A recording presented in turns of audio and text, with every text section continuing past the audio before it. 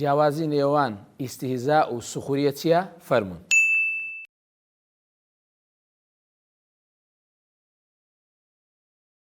بسم الله الرحمن الرحيم الحمد لله والصلاة والسلام على رسول الله وعلى آله وصحبه ومن والاه. خۆشەویستان، دوو شەیتر لە قورئانی پیرۆز کە لێک نزیکن و شەی ئیستیهزا و شەی سوخریە.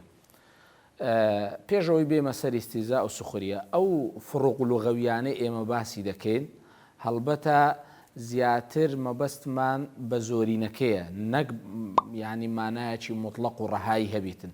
جاری وایە ئیستیسناءات هەیە، بەڵام بە زۆرینە ئەوەی کە باسی دەکەین ئەبۆ شێوازەیە.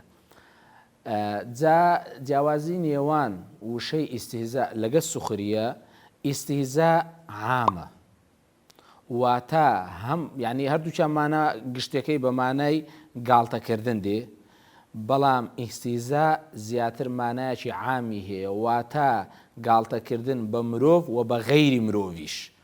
وشەی ئیستیهزا لە قورئانی پیرۆزە 23 جاران دووبارە بوویتەوە بە هەموو مشتەقاتەکانی.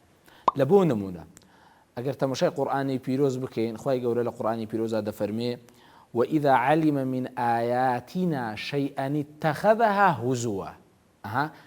ئەگە بیان زانی بە وإذا علم من آياتنا شيئا اتخذها هزوا، گاڵتەیان بە ئاەتەکان دەکرد. مەرز نییە هەر گاڵتە بە مرۆڤ بی، گاڵتە بە ئاەتەکانە. قل أبالله وآياته ورسوله كنتم تستهزئون.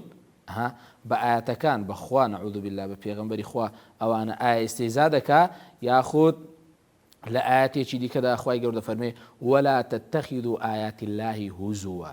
ئاەتەکانی خوای گەورە بە گاڵتە مەزان و گاڵتەی پێ مەکەن. إنا كفيناك المستهزئين.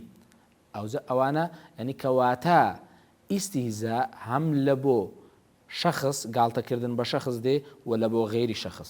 بەڵام ئەگەر تەمەشای سوخریە بکەین، واتایەکی هەندێک جیاوازتری هەیە. سوخریە زیاتر مەبەستی پێ ئەشخاصە، مەبەستی پێ یعنی کە بەکارهاتیە زیاتر لە بۆ ئەشخاصیش. وشەی سوخریە بە هەموو شتەقاتەکانی 31 جار لە قورئانی پیرۆزدا دووبارە بوویتەوە. لە بۆ نمونە خوای گەورە لە قورئانی پیرۆزدا دەفەرمێ وكلما مر عليه ملأ من قومه سخروا منه. کاتێک کەوا دەسەڵاتدارانی قەومی فیرعەون باسی مەلەئیشمان کرد کە مەلە و قەوم جیاوازی هەیە، بەلای فیرعەون بەلای نوحدا دەچوون، گاڵتەیان پێدەکرد بە پێغەمبەر نوح عەلەیهی السەڵات وەسەلام. یان لە ئاەتێکی دیکەدا خوای گەورە دەفەرمێ قال إن تسخروا منا فإنا نسخر منكم كما تسخرون. ئەگەر ئێوە گاڵتە بکەن بە ئێمەش گاڵتەتان پێ دەکەین. و ینی کەواتە گاڵتەکردنە بە شەخص، تایبەتە بە شەخص. یاخود لە ئاەتێکی دیکەدا خوای گەورە دەفەرمێ زوین للذین كفروا الحياة الدنيا ويسخرون من الذين آمنوا. گاڵتە بە ئیمانداران دەکەن، ئەوانەی کەوا بێباوەڕن و دنیایان لە بۆ جوان کرایە. جا مانایەکی دیکەی سوخریەش ئەوەیە، یعنی بە لەفظی دیکە بە مانای فەراهەمهینان و وەکو دەرێژێر دەستەکردن، کە خوای گەورە لە قورئانی پیرۆزدا دەفەرمێ وسخر لكم الشمس والقمر دائبين وسخر لكم الليل والنهار.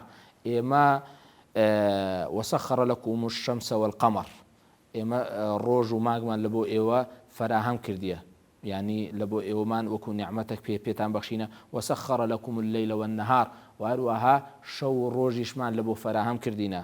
یان لە ئاەتێکی دیکەدا دەفەرمێ وسخرنا مع داود الجبال.